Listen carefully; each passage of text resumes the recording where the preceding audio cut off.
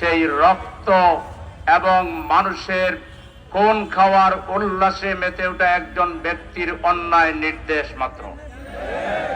তারা চেয়েছিল খুন করে, নৈরাজ্য করে, জাতিকে জিম্মি করে, সরকারকে জিম্মি করে ক্ষমতায় যাওয়ার জন্য। এবং 2-2.5 বছরের মাথায় তারা ক্ষমতায় গিয়েও ছিল, এবং 16 বছর ক্ষমতায় তারা ছিল অবৈধভাবে। এই সরকারকে ক্ষমতায় আনার পিছনে এবং টিকিয়ে রাখার পিছনেও কিছু রাজনৈতিক নেতৃত্ব এবং দলের ভূমিকা ছিল। বিশেষ করে সেই সময় যারা সরকারের বিদায়ের লগ্নে ছিল, সরকার থেকে বিদায় নেওয়ার প্রাক্কালে তাদের নিজেদের দল এবং সরকারকে বিরোধী দলের নৈরাজ্য মোকাবেলা করার জন্য যেভাবে প্রস্তুত রাখা দরকার ছিল, তার কোনো কিছুই তারা করতে পারেনি। এটা একটা দুর্বল দল ছিল, যে দল ক্ষমতায় থাকলেও দুর্বলতা দেখায়, বিরোধী দলে গেলেও দুর্বলতা দেখায়। এই ধরনের দলের কাছে দেশের মানুষের নিরাপত্তা নাই। আওয়ামী লীগ যেভাবে দেশের মানুষের জন্য অনিরাপদ, তেমনি ওই একই কায়দায় ভারতের দালালি করে বাংলাদেশে যারা ক্ষমতায় আসতে চায়, থাকতে চায়, তারাও জনগণ থেকে বিচ্ছিন্ন একটা দুর্বল রাজনৈতিক দল হিসাবে ইতিমধ্যে স্বীকৃতি লাভ করেছে। সেজন্য আগামী নির্বাচনে দেশবাসীকে ভাবতে হবে, কোন দুর্বল রাজনৈতিক দলকে যদি ক্ষমতায় আনেন, যারা একটা টেলাও সামলাইতে পারে না, যারা পালায়া বেড়ায়, টিয়ার সেলের সামনে যারা টিকতে পারে না, ওই ধরনের রাজনৈতিক দল ক্ষমতায় আসলে দেশে বিশৃঙ্খলা দেখা দিবে। সেই জন্য আমরা বেশি লম্বা কথা বলতে চাই না। আমরা বলতে চাই, অনতি বিলম্বে 2006 সালের 28 অক্টোবরের ঘটনার সুষ্ঠু তদন্ত সাপেক্ষে খুনিদেরকে বিচারের মুখোমুখি করতে হবে।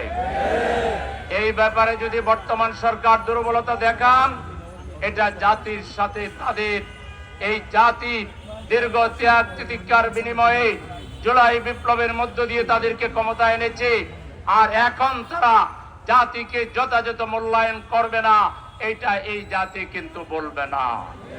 সেজন্য আমরা পরিষ্কার বলতে চাই, 28 অক্টোবরের খুনিদেরও বিচার করতে হবে, বিচারের মুখোমুখি করতে হবে।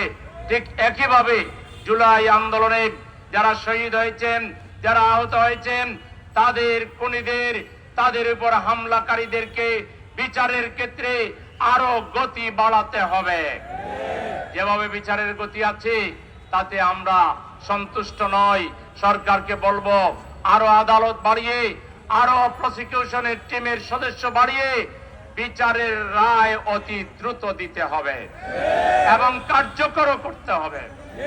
একই সাথে আমরা সরকারকে বলতে চাই, যেহেতু এখন নির্বাচন সামনে, আমাদের দাবি হচ্ছে নভেম্বরের ভিতরে জাতীয় যে সনদ হয়েছে, জুলাই সনদ হয়েছে, এটার সাংবিধানিক ঘোষণার পাশাপাশি গণভোটের মাধ্যমে নভেম্বরের ভিতরে এই কাজ সারতে হবে।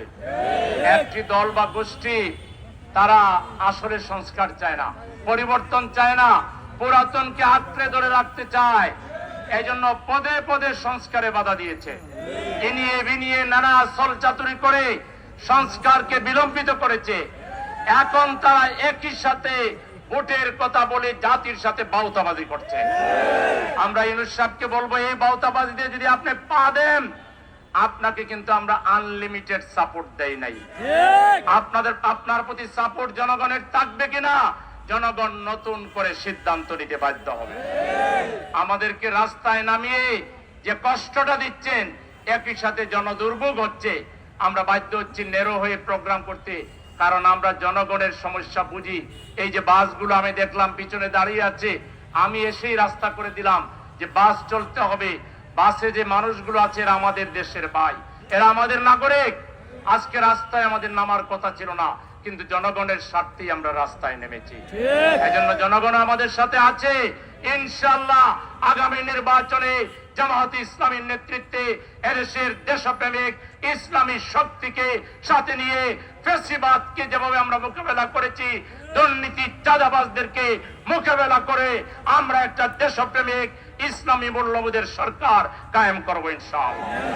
সেই সরকার কায়েমের আন্দোলনে দেশবাসীকে আমাদের সাথে সামিল হওয়ার আহ্বান জানাচ্ছি এবং আমরা যে কোনো অন্যায়ের মোকাবেলায়, চাঁদাবাজির মোকাবেলায়, টেন্ডারবাজির মোকাবেলায়, ভোট চুরির মোকাবেলায়, মসজিদে হামলার মোকাবেলায় এবং জামাতের নারী কর্মীদের গায়ে যারা হাত দিয়েছে তাদের মোকাবেলায় প্রয়োজনে সুশৃঙ্খল ভাবে জীবন বাজি রেখে ওদেরকে আমরা পরাজিত করবই করবো ইনশাআল্লাহ।